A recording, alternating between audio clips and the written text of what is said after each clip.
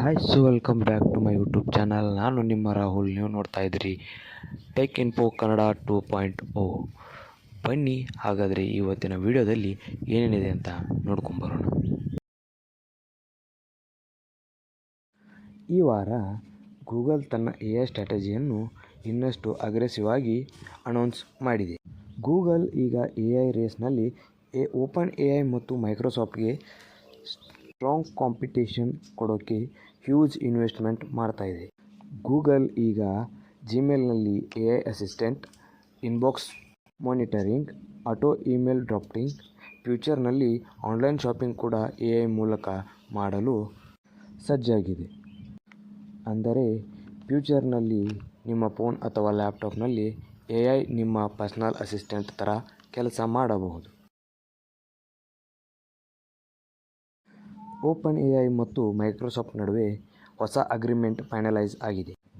ಈ ಡೀಲ್ ಮೂಲಕ open AI ಹೆಚ್ಚು ಇಂಡಿಪೆಂಡೆನ್ಸ್ ಸಿಗಲಿದೆ.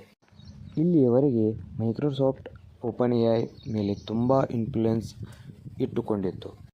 ಆದರೆ ಈಗ ಓಪನ್ AI ತನ್ನದೇ ಪ್ರಾಡಕ್ಟ್ಸ್ ಬಿಲ್ಡ್ ಮಾಡ್ತಿದೆ ಮತ್ತು ಹಾರ್ಡ್ವೇರ್ ಡಿವೈಸ್ ಮೇಲೆ ಫೋಕಸ್ ಮಾಡೋದು ಮತ್ತು ಹೊಸ AI ಇಕೋಸಿಸ್ಟಮ್ ಕ್ರಿಯೇಟ್ ಮಾಡೋದು. ಇವುಗಳಿಗೆ ಹೆಚ್ಚು ಫ್ರೀಡಮ್ ಸಿಗಬಹುದು. ರಿಪೋರ್ಟ್ಸ್ ಪ್ರಕಾರ ಓಪನ್ AI ಒಂದು AI ಫಸ್ಟ್ ಡಿವೈಸ್ ಡೆವಲಪ್ ಮಾಡ್ತಿದೆ ಅನ್ನೋ ರೂಮರ್ಸ್ ಕೂಡ ಬಂದಿದೆ.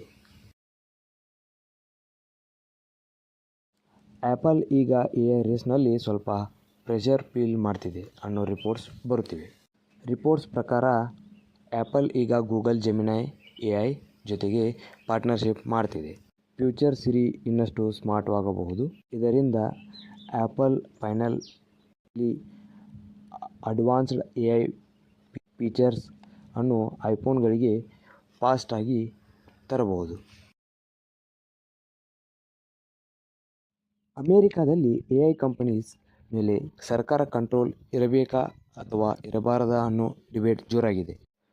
President Donald Trump AI regulation order ಅನ್ನು ಪೋಸ್ಟ್ಪೋನ್ ಮಾಡ್ತಿದ್ದಾರೆ. ಸರ್ಕಾರ ಹೇಳೋದು ಅಡ್ವಾನ್ಸ್ಡ್ AI ಮಾಡೆಲ್ಸ್ ಡೇಂಜರಸ್ ಆಗಬಹುದು, ಸೇಫ್ಟಿ ಚೆಕ್ ಬೇಕು ಎಂದು. ಟೆಕ್ ಕಂಪನೀಸ್ ಹೇಳೋದು too much regulation innovation slow ಮಾಡ್ತದೆ ಎಂದು. ಈ ಡಿಬೇಟ್ ಮುಂದಿನ ಕೆಲವು ವರ್ಷಗಳಲ್ಲಿ ತುಂಬ ಇಂಪಾರ್ಟೆಂಟ್ ಆಗಲಿದೆ. ಭಾರತದಲ್ಲಿ ನಡೆದ ಇಂಡಿಯಾ AI ಇಂಪ್ಯಾಕ್ಟ್ ಸಮ್ಮಿಟ್ 2026ಗೆ Sundar Pichai, Sam Altman, world tech leaders ಎಲ್ಲರೂ ಅಟೆಂಡ್ ಮಾಡಿದ್ದಾರೆ. ಇಂಡಿಯಾ ಈಗ ಗ್ಲೋಬಲ್ AI ಮಾರ್ಕೆಟ್ನಲ್ಲಿ ಮೇಜರ್ ರೋಲ್ ಪ್ಲೇ ಮಾಡೋಕ್ಕೆ ರೆಡಿ ಆಗ್ತಿದೆ. ಇದಾಗಿತ್ತು ಈ ವಾರದ ಸುದ್ದಿಗಳು. ಮತ್ತೆ ಸಿಗ್ತೀನಿ ಮುಂದಿನ ವಿಡಿಯೋದೊಂದಿಗೆ. ಅಲ್ಲಿವರೆಗೂ ಸಬ್ಸ್ಕ್ರೈಬ್ ಮಾಡಿಟ್ಕೊಂಡಿರಿ. ಮತ್ತೆ ಸಿಗ್ತೀನಿ. ಬಾಯ್.